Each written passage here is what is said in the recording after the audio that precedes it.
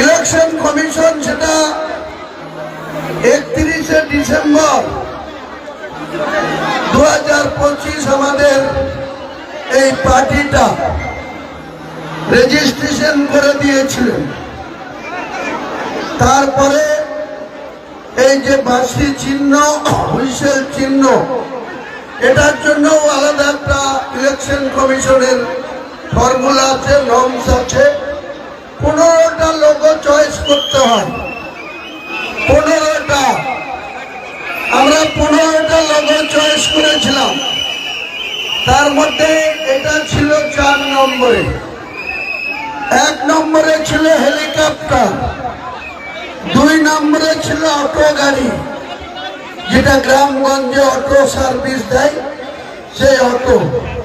3 নম্বরে ছিল জোড়া নারকেল গাছ, 4 নম্বরে ছিল এই বাঁশি।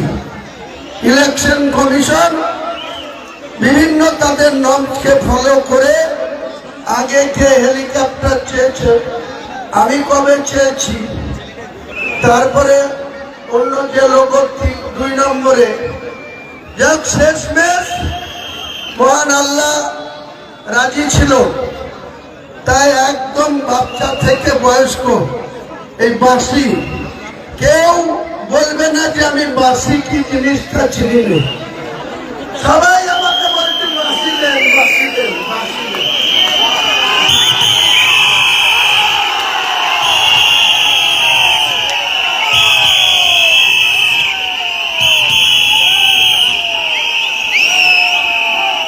এই বাঁশি চিহ্ন রেজিনগরে একই চিহ্ন নিয়ে আমি ভোটে দাঁড়িয়েছি। ওখানে আমার চিহ্ন 7 নম্বরে। এখানে কত নম্বরে? এখানেও 7। কি আল্লাহর মহিমা, কি আল্লাহর আমাকে ভালোবাসে।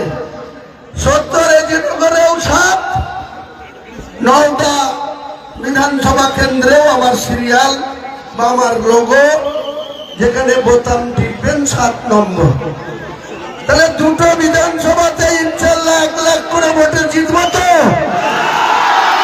আজকে যে সমর্থন দেখলাম, এর আগেও কয়েকটি সভা করেছি নওদার বুকে, যেভাবে মানুষের সাড়া পেয়েছি, তাতে তখন থেকেই মনে হয়েছিল যে নওদার মানুষ আমাদেরকে তাদের নিজের কাছের মানুষ হিসাবে করে নিয়েছেন। 23শে এপ্রিল আসার অনেক আগে থেকে আপনারা মনে মনে স্থির করে ফেলেছেন, যেই দাঁড়াক, ও সাইনা মমতাজ বোন হোক, আর কংগ্রেসের হাত প্রতীক হোক, আরএসপির প্রতীক হোক, যারা যারাই প্রতিদ্বন্দ্বিতা করছে, বিজেপির পদ্ম ফুল রয়েছে, তারা মনে করছে যে মুসলমানদের মধ্যে লড়াই লেগেছে। 3টে-4টে পার্টি আলাদা আলাদা লড়াই করছে, ভাগ তালে আমরা সুযোগ নেব। হবে না বন্ধু। বিজেপি সে আশায় বালি, বিজেপির ক্ষমতা নেই। নওদা আসন, রেজিনগর আসনে আপনাদের স্থান হবে 3 নম্বরে, না হলে 4 নম্বরে। গণনা 3, 4 মে বহরমপুরে যখন আমরা গণনা কেন্দ্রে থাকব, আমাদের নেতৃত্বরা আমাদের এজেন্ট হিসাবে থাকবো, তখন দেখবেন যে টিভিতে প্রকাশ করার আগেই, খবরে প্রকাশ করার আগেই আমাদের যারা কাউন্টিং এজেন্ট থাকবে, আমরা ক্যান্ডিডেট হিসেবে থাকবো, আমরা আগে থেকেই আপনাদের খবর দিতে পারবো যে আমরা শুরু থেকেই কত আগাতে থাকি এবং মার্জিন আমাদের যত রাউন্ড। 2বার জিতা, একবার এমপিতে দাঁড়িয়েও হেরেছি, কিন্তু মর্যাদার হার, কোনো অসম্মানের হার না। শুধু একটাই শক্তি, আম পাবলিক, সাধারণ মানুষ যাকে পছন্দ করবে তার পক্ষে বোতাম টিপে মহান আল্লাহ তাআলা ওই 7 নম্বরের দিকে নিজে নিজেই তাদের মনকে নিয়ে যাবে। আঙুল ঠিক সেই দিকে পক্ষে থাকবে। আমি আল্লাহ বিশ্বাসী, মানুষকে ভরসা করি, কিন্তু তার উপরে আল্লাহ আমাদের সৃষ্টিকর্তা, আমাদের মানুষ হিসেবে এই পৃথিবীতে মাটিতে পাঠিয়েছে মহান আল্লাহ তাআলা।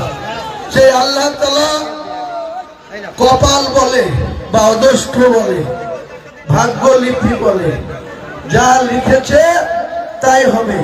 না হলে আমি আগে থেকে ঘোষণা করেছিলাম প্রেস বাইট দিয়ে মিডিয়ায় যে 70 রেজিনগর আর 71 বেলডাঙ্গায় লড়বো।